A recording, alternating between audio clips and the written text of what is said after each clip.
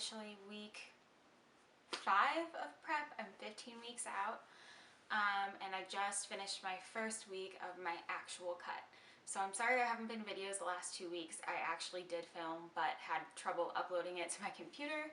So if I can get some of that in here, I'll put it in. But I mean, basically, I can just kind of touch on what happened over the past few weeks. So before last Sunday, I was still working with maintenance macros, trying to maintain muscle and build some more muscle, and that was going really well. And to be honest, it was a lot more food than I'm used to, and surprisingly I did not gain any weight, which was really cool, and kind of, you know, unintentional, but it happened. And I honestly think it's just because I stuck to my macros super consistently despite how high they seemed to me. And I was also drinking, and still am drinking, a gallon of water a day, and that honestly does wonders for your metabolism. So if you're not drinking a lot of water, and I'm not saying this is right for everyone, but if you're training hard and, you know, looking to lose weight, drinking that much water is a feasible thing, and it can be super helpful. So that was that. I initially had some trouble hitting my fiber goal, which is about 25 to 30 grams a day, and it's just something I wasn't really used to tracking, so it's never occurred to me to track my fiber before. So now that I am, you know, it was a bit of a challenge at first, but I'm definitely kind of programmed to do it now, and I usually can hit it pretty much every day. So that was kind of pre-cut, and then this past week I started my cut, where as opposed to before, I now have different macros for different days. So I have rest day macros, I have lifting day macros, and I have my refeed day macros, which is once a week, and I'm having it be on Friday because that's my gluten hamstring day. So it's always good to have those on, you know, a really intense, usually leg day or a back day, because those are the most energy expending muscle groups to work out. So my refeed day has lots of extra carbs, more than I'm ever used to seeing on MyFitnessPal. Like I had trouble hitting them for sure, and it was kind of scary, but to be honest, the next day I weighed in and I was fine.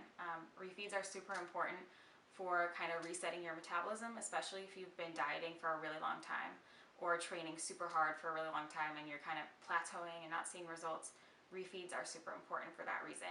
You kind of just need, like, even if brief, a diet break for your body to regroup and get back on track. So that's that for refeed. So that's that for refeed days. My rest days are a lot higher in fat, which is also something I kind of struggled with at first.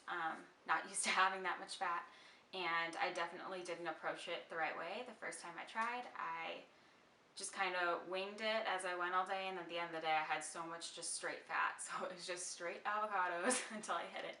And today I also have a rest day, so in the morning I drank some MCT oil with my coffee. I had whole eggs and I cooked them in coconut oil, so I'm trying to knock that out in the morning as much as I can now, and it seems to be going a lot more smoothly, so that's good.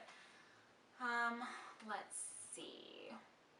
In terms of training's still going really well. I did have some knee pain, usually on Tuesdays after I do quads, because I have quad day on Monday.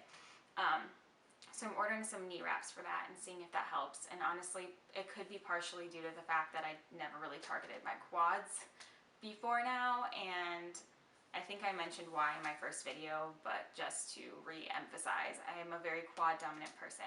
So whether or not I'm targeting my quads do grow. The reason that I do have a quad day in my split now is because I need to maintain them during my cut. So at least that's what I'm assuming from my coach's standpoint. But yeah, I'm not used to targeting and isolating my quads like that. So I think my knees are just under a little bit of stress from that. So we'll see what. Yeah, so my fire alarm just went off. Anyway, everything else training-wise is going pretty well. I'm also getting a little bit lightheaded, specifically on shoulder days when I'm doing like a lot of like up and down kind of motions, but I have some medical problems that do cause that sometimes, so I'm just trying to be super careful about eating enough before I go work out and having electrolytes. Other than that, I will say like everything's been real smooth, and I know it's only the first week of my cut, so you know, it should be still smooth, but I'm appreciating it while it is.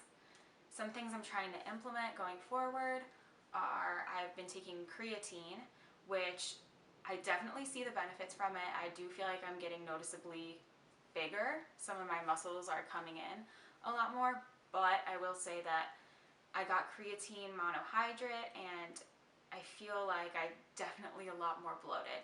So that's been a little tough mentally and physically because I don't like to just rely on the scale to gauge my progress. I really am big on like the visual aspect, and I feel like I'm definitely leaning out up here in my shoulders, but I just feel real bloated in the stomach area, and I've noticed that since I've been taking creatine. So next time, I don't want to waste my money or anything. I'm going to finish what I have, and next time I purchase it, I'm probably going to get, what's it called? Creatine hydrochloride, which is kind of, it's a more easily absorbed form of creatine. So that is the goal. Another thing I'm trying to do, which I posted about on my Instagram, is trying to drink first thing in the morning 16 ounces of lemon water, and that's just like fresh lemon juice, some stevia, and you just drink that shit up because it's super good at detoxifying. It helps kickstart your digestion, it helps kickstart your metabolism, and it's something that I used to do all the time that I've kind of gotten out of the habit of, but I definitely want to reintroduce that. I also just purchased magnesium and some more supplements and stuff like that. Yeah, so that's what I've just been newly introducing into my routine. So yeah, that's about it, I think, for my update. I didn't take a video of how I'm looking this morning, but I do have pictures, so I'll put that. I probably should have already had them in the beginning. So yeah, that's it for week 1 of my cut. Oh, also I don't know if I mentioned this in my first video or not, but I have my heels in. I've been walking around in them every single day downstairs doing the most mundane tasks, but I really just want to get used to the feel. And I feel like it's really, really helped me. Learning posing for me is already kind of uncomfortable and weird, but being able to be comfortable in my heels first, I think is just going to make it so much less stressful. So yeah, that's it for now. Thank you so much if you watched this, and I will try my very best to actually have a video up also next weekend with another update. Thanks!